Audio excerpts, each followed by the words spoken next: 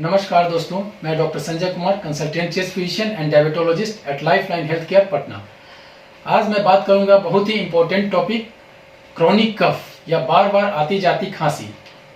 ये कब आसानी से ठीक हो जाता है और कब इसको गंभीरता से लेना चाहिए।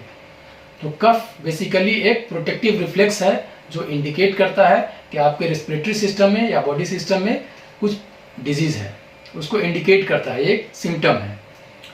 तो ये क्यों होता है? This is due to stimulation of the sensory nerve at pharynx, larynx, trachea, bronchi और any part of the respiratory tract. इसके स्टिमुलेशन के कारण ये कफ सेंटर को स्टिमुलेट करता है ब्रेन में, कफ से उसके कारण कफिंग होता है।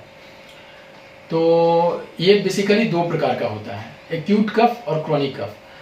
जो कफ एक्यूट होता है 1 से 2 सप्ताह तक के लिए होता है, उसमें सिम्टोमेटिक ट्रीटमेंट देने से पेशेंट बेसिकली ठीक हो जाते हैं। इसमें बहुत घबराने की बिल्कुल ज़रूरत नहीं है। ये आराम से, ये हो सकता है वायरल इलनेस के कारण हो, एक्यूट वायरल इन्फेक्शन हो या सीजनल कुछ डिजीज हो, उसके कारण हो रहा है। इसके लिए बहुत परेशान होने की ज़रूरत नहीं है।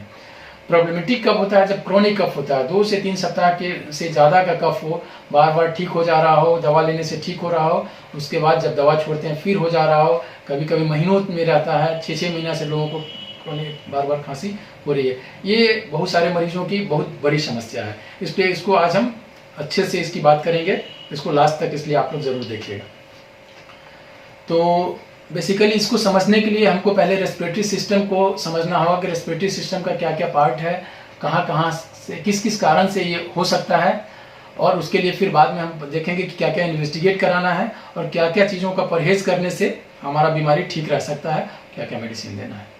तो पहले हम समझते हैं कि रेस्पिरेटरी सिस्टम का पार्ट क्या क्या है। सबसे पहले अपर रेस्पिरेटरी पार्ट में, ऊपर में सबसे अपर पार्ट में फेरिंग्स होता है, उसके बाद लैरिंग्स है, फेरिंग्स है, लैरिंग्स है। उसके बाद हम इसमें देख सकते हैं कि उसके नीचे ट्रैकिया वाला पार्ट है, जैसे इसमें आप देख सकता है, यहाँ से आते हैं, ये ट्रैकिया है। ट्रैकिया फिर दोनों साइड के लंग में डिवाइड करता है, जो ब्रोंकाई होता है, दोनों, ये लेफ्ट लंग और ये एक राइट लंग है और ये लेफ्ट लंग है। ये ट्रैकिया फिर डिवाइड करके दोनों साइड ब्रोंकाई में जाता है, ब्रोंकाई फिर स्मॉल ब्रांच में डिवाइड करता है ब्रोंक्यूल्स में, और फाइनली और स्मॉल रेस्पिरेटरी ट्रैक्ट में डिवाइड करता है, एल्वियोलाई तक पहुंचता है। तो हमारा बीमारी कहाँ का, और ये लंग पैरेन्काइमा है। तो बीमारी कहाँ कहाँ हो सकता है? बीमारी बेसिकली अपर पार्ट में फेरिंग्स के इन्वॉल्वमेंट के कारण अगर होता है तो फेरिंग्स में इन्फ्लामेशन हो सकता है, सूजन हो सकता है, जिसको कि फेरेंजाइटिस बोलते हैं। तो क्रॉनिक फेरेंजाइटिस अगर का केसेज है, उसमें बार बार खांसी हो सकता है। इसको डायग्नोज करना है, प्रॉपर्ली ट्रीट करने से पेशेंट ठीक होते हैं। एक पोस्ट नेजल ड्रिप भी हो सकता है कि नेजल काउच से पोस्टीरियर पार्ट में ड्रिप होता है, जिसको कि पोस्ट नेजल ड्रिप कहते हैं, उसके कारण भी क्रॉनिक कफिंग होता है। इसलिए प्रॉपर डायग्नोसिस बनना बहुत ज़रूरी है। क्लिनिकल एग्जामिनेशन अच्छे से होना चाहिए ताकि प्रॉपर डायग्नोसिस बन सके।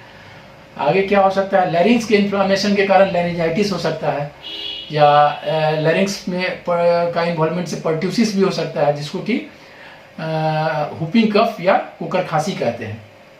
तो इन कारणों से भी होता है। तो प्रॉपर पहले डायग्नोसिस बनना उसका ज़रूरी है। कभी कभी रेयर केसेज में लैरिंजियल ट्यूमर के कारण भी कफिंग होने का चांसेस रहता है, ये लेकिन रेयर है। आगे जब ट्रैकिया का इन्वॉल्वमेंट होगा तो ट्रैकिया का इन्फ्लेमेशन से ट्रैकियाइटिस हो सकता है या ट्रैकियोब्रोंकाइटिस हो सकता है, इसके कारण भी क्रॉनिक कफ होता है। ब्रोंकाई या ब्रोंक्यूल्स का अगर इन्फ्लेमेशन होता है तो उसमें ब्रोंकाइटिस हो सकता है। एक्यूट ब्रोंकाइटिस तो आसानी से ठीक हो जाते हैं। क्रॉनिक ब्रोंकाइटिस, जिसमें सीओपीडी होता है, क्रॉनिक ऑब्स्ट्रक्टिव पल्मोनरी डिजीज या क्रॉनिक ऑब्स्ट्रक्टिव लंग डिजीज, इसमें सांस का प्रॉब्लम आना शुरू होता है। खांसी बार बार आएगा, सांस का प्रॉब्लम भी आएगा, और म्यूकस बन सकता है, तो सीओपीडी हो सकता है। फिर इसमें ब्रोंकियल आस्थमा हो सकता है। इसके इन्वॉल्वमेंट के कारण ब्रोंकियल आस्थमा हो सकता है, जिसमें ब्रोंकाई का इन्फ्लेमेशन होता है और ब्रोंको कंस्ट्रिक्शन हो जाएगा। जो ब्रोंकाई का स्मॉल वेसल है, उसका डायमीटर, जो स्मॉल रेस्पिरेटरी पाइप है, उसका डायमीटर और कम हो जाए, जिसको कि ब्रोंको कंस्ट्रिक्शन कहते हैं। उसके कारण क्रॉनिक कफिंग भी होगा और रेस्पिरेटरी डिस्ट्रेस भी होगा, सांस में भी तकलीफ होगी। तो इसको ध्यान देना है। अलग से इस्नोफिलिक ब्रोंकाइटिस हो सकता है।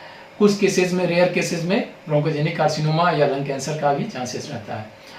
अलग अगर लंग पैरेन्काइमा का इन्वॉल्वमेंट होता है तो इसमें क्या क्या हो सकता है? इसमें ट्यूबरक्लोसिस हो सकता है, निमोनिया हो सकता है, पल्मोनरी एडिमा हो सकता है, कुछ केसेस में एक पल्मोनरी फाइब्रोसिस हो सकता है। अभी बहुत सारे पेशेंट ऐसे हैं जो कोरोना से रिकवर करते हैं, 1 से 2 महीना के बाद भी उसको ड्राई कफिंग, बार बार कफिंग हो रहा है। तो उसमें कभी कभी जब CT स्कैन हम लोग कराते हैं तो देखते हैं कि post Covid pulmonary fibrosis develop कर रहा है। तो इस कारण से भी क्रॉनिक कफिंग हो सकता है। ये इसको पोस्ट कोविड पल्मोनरी फाइब्रोसिस बोलते हैं। पहले भी हम लोग देखते थे पल्मोनरी फाइब्रोसिस जो इडियोपैथिक पल्मोनरी फाइब्रोसिस IPF होता था, ठीक है। अदर काउजेज होता है, ILD भी हो सकता है। इस सारा रेस्पिरेटरी काउज के अलावा, इसके अलावा पेट के संबंधित बीमारी के कारण भी क्रॉनिक कफिंग हो सकता है कभी कभी, इसलिए इसको भी क्लिनिकल एग्जामिनेशन की ज़रूरत है।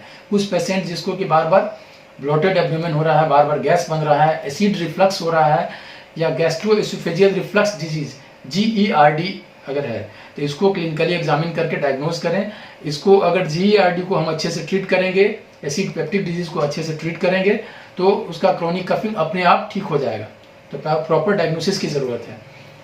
प्लस कुछ केसेस में ड्रग इंड्यूस भी कफिंग होता है। जैसे कुछ ब्लड प्रेशर का पेशेंट है जिसमें ACE इनहिबिटर ग्रुप का ड्रग चलता है, जैसे कैप्टोप्रिल बोलते हैं, रेमिप्रिल होता है। इस सब ड्रग को चलने से ड्राई कफिंग होता है। अगर इसको हम रूल आउट करते हैं तो फिर ब्लड प्रेशर के कंट्रोल के लिए इस ग्रुप की दवा को बंद करके दूसरे ग्रुप की दवा को स्टार्ट करने की ज़रूरत होती है। इसके बाद अगर ये इन सारे चीज़ों का एग्जामिनेशन हम कर लेते हैं तो कुछ इन्वेस्टिगेशन की ज़रूरत है। एक्सरे पेशेंट का होना चाहिए, चेस्ट एक्सरे ऑफ पारानेजल साइनस। जो चेस्ट एक्सरे में तो फेफड़ा संबंधित कारण पता चलेगा, और अगर साइनस इन्वॉल्वमेंट है तो अपर पार्ट का जो पारानेजल साइनस का एक्सरे उसको करने की ज़रूरत है। और कुछ blood test CBC, ESR, CRP routine blood test की ज़रूरत पड़ सकती है। फिर कुछ स्प्यूटम एग्जामिनेशन होना चाहिए for acid fast bacilli to rule out tuberculosis. Fungal spore का एग्जामिनेशन स्प्यूटम में होना चाहिए। मॉन्टू टेस्ट फॉर ट्यूबरक्लोसिस होता है, उसको करने की ज़रूरत है। HRCT करना हो सकता है। कुछ केसेस में PFT पल्मोनरी फंक्शन टेस्ट या स्पायरोमेट्री की ज़रूरत पड़ सकती है। ये सारा इन्वेस्टिगेशन करने के बाद अगर डायग्नोसिस प्रॉपर हम बनाते हैं तो प्रॉपर डायग्नोसिस के करस्पॉन्डिंग ट्रीटमेंट जाना चाहिए। ट्रीटमेंट से पेशेंट रिकवर करते हैं। और इसके साथ साथ अलग से आपको कुछ चीज़ों का मरीज़ को परहेज़ की भी ज़रूरत है। जैसे खान पान में फ्रीज से निकला हुआ कोई भी सामान को उस टेम्परेचर पर नहीं खाना है, उसको नॉर्मल टेम्परेचर पे आने दें तभी लें। फ्रीज का पानी का इस्तेमाल ना करें। कोल्ड ड्रिंक्स, आइसक्रीम बिल्कुल अवॉइड करें। अल्कोहलिक बेवरेज अगर कोई ड्रिंक करते हैं तो इस सबको एकदम बिल्कुल अवॉइड करें, क्योंकि ये सब खांसी को एक्यूटली प्रेसिपिटेट कर देगा। अगर आपका बार बार हो रहा है, आज ड्रिंक करेंगे कल से ही स्टार्ट हो जाएगा, क्रॉनिक कफिंग हो जाएगा। अदर है कि रूम को वेंटिलेटेड रखें, रूम का सफाई प्रॉपर होना चाहिए। AC का इस्तेमाल कम से कम करें। और उसके बाद तंबाकू का अगर सेवन कर रहे हैं, तंबाकू या तंबाकू से बना हुआ किसी भी चीज़ का सेवन कर रहे हैं उसका ना इस्तेमाल ना करें। सिगरेट स्मोकिंग को बंद करें। सिगरेट स्मोकिंग भी क्रॉनिक कफ का कारण होता है, इसलिए इसको बंद करें। और धूल, धुआं और बहुत तरह के पॉल्यूटेंट से बचने की ज़रूरत है। हो सके मास्क का इस्तेमाल प्रॉपरली करें, मास्क भी आपको बहुत प्रोटेक्ट करता है। और गर्म पानी से गलगला करने की ज़रूरत है। जब भी बार बार हो रही है तो सवेरे शाम सुसुम पानी को गुनगुना पानी करके उसको सवेरे शाम गलगला करने का आदत में डालें। और जिसको कि नेजल कंजेशन रह रहा है तो गर्म पानी से भाप लेने की भी ज़रूरत है। इससे आपका बीमारी बहुत हद तक आराम होगा और ठीक भी हो जाएगा।